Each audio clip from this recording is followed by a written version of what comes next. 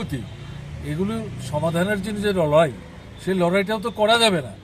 কাজেই সবটা মিলিয়েই আমরা এই নির্বাচনেতে অংশগ্রহণ করব।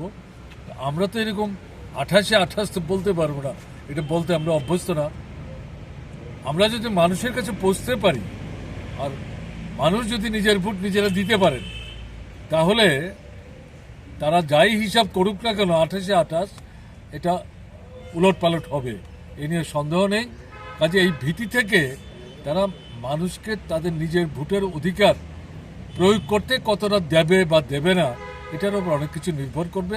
আর সেটাই আমরা মানুষের কাছে বলবো, যদি এই ফ্যাসিস্ট ছিল বা আক্রমণ থেকে বেরিয়ে আসতে চান, তাহলে এই ভোটের অধিকার আপনাকে প্রয়োগ করতে হবে, এবং এই অধিকার প্রয়োগ করার মধ্য দিয়েই আপনার বেঁচে পড়তে থাকার যে জরুরি দাবিগুলি, ইনক্লুডিং কাজ পাওয়া, এই দাবিগুলি কিন্তু আপনি আদায় করার ক্ষেত্রটা প্রশস্ত করতে পারবেন। এই দৃষ্টিভঙ্গি নিয়ে আরেকটা জাতীয় স্তরের একটা বিষয় নিয়ে আপনার প্রতিক্রিয়া চাইব, নির্বাচন কমিশনের। সে বিষয়টাকে নিয়ে গতকালকে আমরা দেখেছি সুপ্রিম কোর্টে পশ্চিমবঙ্গের মুখ্যমন্ত্রী মমতা বন্দ্যোপাধ্যায় তিনি নিজে সওয়াল করেছেন। বিষয়টাকে আপনি কিভাবে দেখছেন? আমরা অনেক আগে থেকেই বলছি, এই যে এসআইআর, এটাকে সামনে রেখে বিজেপি দল রাজ্যে রাজ্যে তাদের জয় নিশ্চিত করবার জন্য সক্রিয় হয়ে উঠেছে, এবং এই কাজটাতে এখনকার যে ইলেকশন কমিশন আছে, তাদের পছন্দের লোকদের বাছাই করে নিয়ে এই কমিশন তৈরি করেছে। প্রায় বলা যায় এই ইলেকশন কমিশনটা বিজেপি দলের বগল দাবা হয়ে গেছে। ফলে আমরা প্রথম এটা বলবার চেষ্টা করি, বিশেষ করে বিহার দিয়ে শুরু হয়েছিল, সবাই সবটা জিনিস সেভাবে সেই সময় উপলব্ধি করতে পারেনি। এখন যত দিন যাচ্ছে, একটার পর একটা রাজ্যে যখন এই এসআইআর মাধ্যমে ভোটার তালিকা ঠিক করার চেষ্টা করছে, তাতে গিয়ে দেখা যাচ্ছে আমাদের যে অনুমানটা সেটাই সঠিক। সবচেয়ে বেশি আক্রমণটা করছে সংখ্যালঘু মুসলিম অংশের ভোটার যারা, তাদের নাম বাতিল করার চেষ্টা করছে।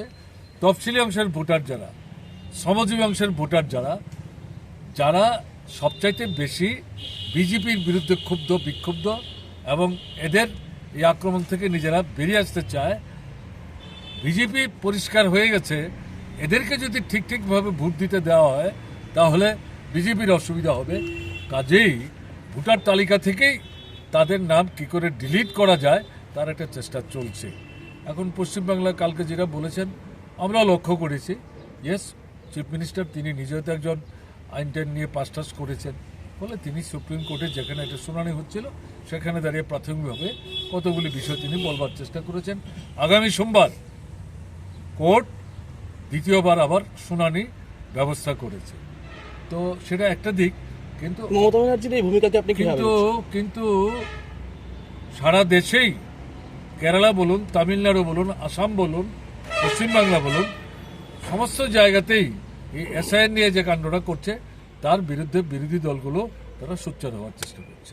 মমতা ব্যানার্জির ভূমিকাকে নিয়ে কিছু বলবেন? মানে এই ওনার যে ভূমিকাটা, এটাকে আপনি কিভাবে উনি দেখছেন? ফেস করছেন, উনি বুঝতে পারছেন তাতে তারও ভোটে অসুবিধা হয়ে যাবে বলে এরকম জায়গায় নিজের অস্তিত্ব রক্ষা করার জন্য হয়তো তিনি মনে করেছেন তার নিজে গিয়ে সওয়াল জবাব করা দরকার, তিনি করেছেন, ভালোই তো করেছেন। দেখে নেন ব্যাপারটা শেষ পর্যন্ত কোথায় যায়। আচ্ছা, এই আমরা বাজেট যেটা পাস হলো, বাজেটটা নিয়ে একটা প্রতিক্রিয়া চাইবো আপনার কাছ থেকে। বাজেট হচ্ছে কর্পোরেট হাউসের বাজেট, পুঁজিপতিদের বাজেট, যারা লুট করে, শোষণ করে, গরিবদের ঠকায়, শ্রমিকদের ঠকায়, তাদের স্বার্থ রক্ষা করার বাজেট। বিজেপির কাছে এর চাইতে বেশি বিকল্প ধরনের কোনো বাজেট আশা করে লাভ নেই। যত দিন যাচ্ছে তত এগুলি আনমাস্ক হচ্ছে, কাজেই পরিষ্কার হয়ে যাচ্ছে সব জিনিস। আমাদের আজকে এখানে জেলা কমিটির মিটিং ছিল, সেই মিটিংয়ে এসেছি আমরা। তাতে আগামী 12ই ফেব্রুয়ারি সারা ভারতবর্ষের ধর্মঘট, এই ধর্মঘটকে আমাদের পার্টি ভারতের কমিউনিস্ট পার্টি মার্ক্সবাদী আমরা সমর্থন করেছি। ত্রিপুরাতে এই ধর্মঘটটা কিভাবে সম্পন্ন করা যায় ব্যাপক মানুষের সমর্থনের ভিত্তিতে, এটা আমাদের এই জেলায় আমরা কিভাবে এটা করার জন্য উদ্যোগ আয়োজন আমরা করতে পারি এটা নিয়ে বিস্তৃত আলোচনা আমরা করেছি। তার পরবর্তী সময় যে বিষয় নিয়ে আমরা আলোচনা করেছি সেটা হচ্ছে আপনার এই Tripura tribal areas autonomous district council তার ভোট আছে, এটা এপ্রিল মাসের কোনো একটা সময় তো হবেই, যদিও তারিখ ইত্যাদি এখনো ঘোষণা করেনি।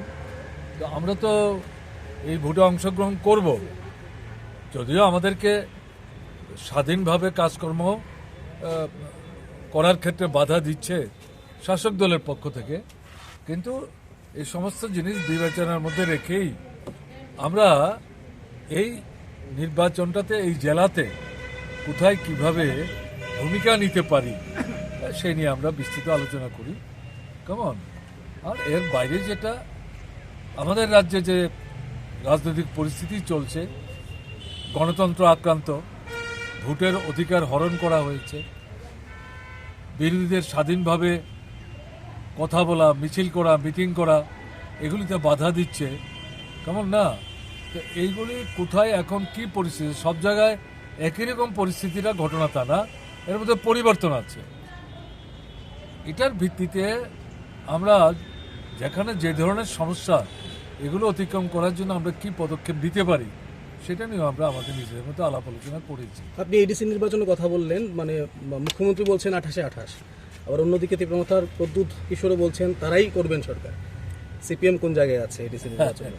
এখন বিজেপিও যদি 28 আসনে নেয়, তীব্রমাথাও যদি 28 নেয়, এই 2-28 তো 56 হয়ে গেল। তা আসন তো সব মিলিয়ে 28টা। এখন ঠিক আছে, ভোটের প্রচারে তো যারাই নির্বাচনে দাঁড়াচ্ছে তারা তো এরকম বলবেই, যদিও আমরা এরকম বলতে অভ্যস্ত না। আমরা সরকারে ছিলাম, কোনো সময় ভেবে আমরা বলিনি। আমরা গতবার তো আমাদের ভোট করতেই দেয়নি এডিসিতে, কেমন না? ওই প্রকাশ্যে প্রচার যখন শেষ হলো তারপরেই প্রচণ্ড আক্রমণ সংগঠিত করলো। 18-র পর থেকে এখন পর্যন্ত যা নির্বাচন হয়েছে ত্রিপুরাতে, বিজেপি কোনো নির্বাচনে সমস্ত ভোটারদেরকে স্বাধীনভাবে ভোট দিতে পারার তার যে অধিকার, সে অধিকার প্রয়োগ করতে দেয়নি। একটা উল্লেখযোগ্য সংখ্যক ভোটার তারা নিজের ভোট নিজেরা দিতে পারেনি। তো এই পরিস্থিতিতে আমরা যাব মানুষের কাছে, কেমন? ভোটের অধিকার প্রয়োগ করব, গণতন্ত্রকে পুনরায় ফিরিয়ে আনবার চেষ্টা করব।